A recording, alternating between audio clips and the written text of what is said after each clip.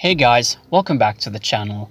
Today I'm going to be looking at Season 8 of The X-Files. So after the events of the Season 7 finale, Mulder has been abducted, and it's up to Scully and her new partner, Agent John Doggett, to find him. On top of that, more revelations about the show's overarching mythology are presented here. So Season 8 is one of the more unique seasons of the show, kind of like Season 6, but in its own distinct way. That being the reduced role of David Duchovny due to his desire to move on from the show, the addition of John Doggett, as well as a lot of significant plot points surrounding the mythology. And as a result, this season genuinely surprised me, and is easily one of the most underrated installments in the X-Files franchise. So let's get into it.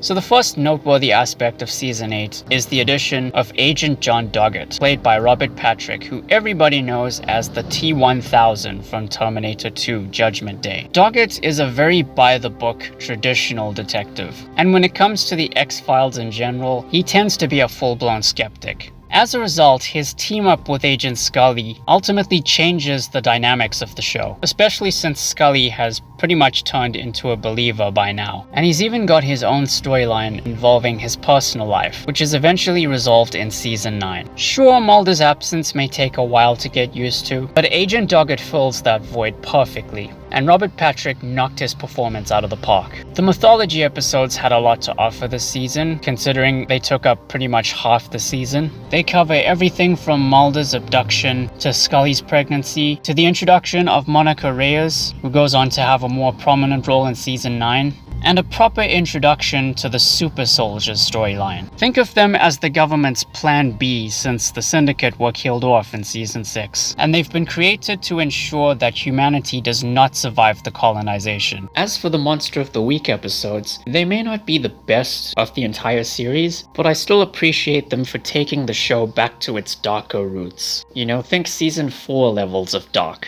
The first two episodes I can mention are Invocation and Empedocles. Invocation centers on a boy who was missing for 10 years as he resurfaces and reunites with his family. The problem is he hasn't aged in the past decade. So the question is, what's really going on? It may be somewhat derivative of the Season 2 episode The Kalusari, but it still has some of its own identity to a degree. Empedocles is about a white-collar worker who becomes possessed by a burning figure that emerges from a car accident. Aside from telling their own individual stories, both episodes contribute to the storyline centered around Doggett, and because of that, I would consider these two episodes mandatory. Redrum centers on Martin Wells, a lawyer and close friend of Doggett's, who doesn't remember how and why he ended up in jail. However, the days leading up to the episode's opening scene regress backwards, and while this is happening, he tries to piece everything together. Via Negativa sees Doggett pursue a religious cult leader who kills people in their sleep. Think of it as the X-Files meets A Nightmare on Elm Street.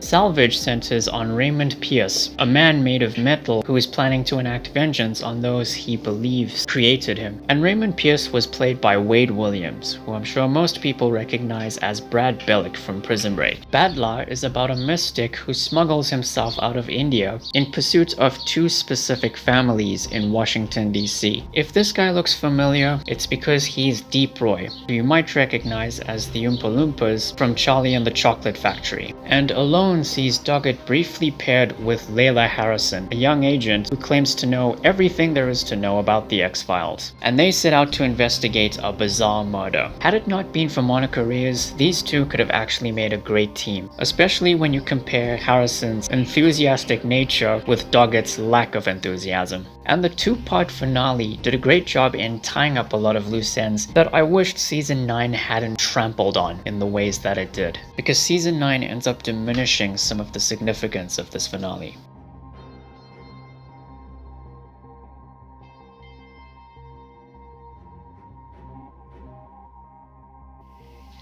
Now, there's only about 2 Monster of the Week episodes that I would say are worth skipping. The first one being Patience, an episode about a series of gruesome killings that appear to be the work of a bat-like creature. This may be the first Monster of the Week case by Scully and Doggett, but it was very formulaic and predictable, and it had a very anticlimactic ending. The other one is Medusa, which sees Doggett investigate a series of bizarre deaths in the underground tunnels of a subway system. The episode was okay, but it was very formulaic, a bit tedious, and didn't really have anything inventive going for it.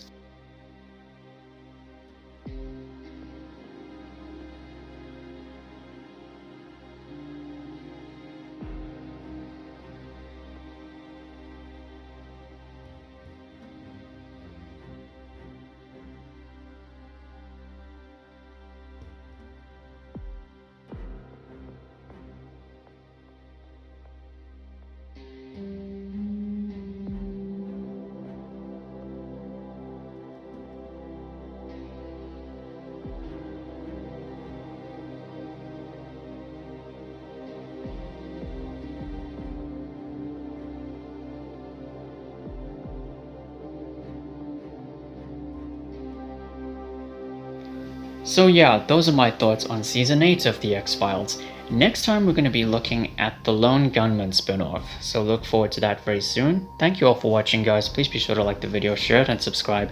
Ring the bell. Take care, and I'll see you soon.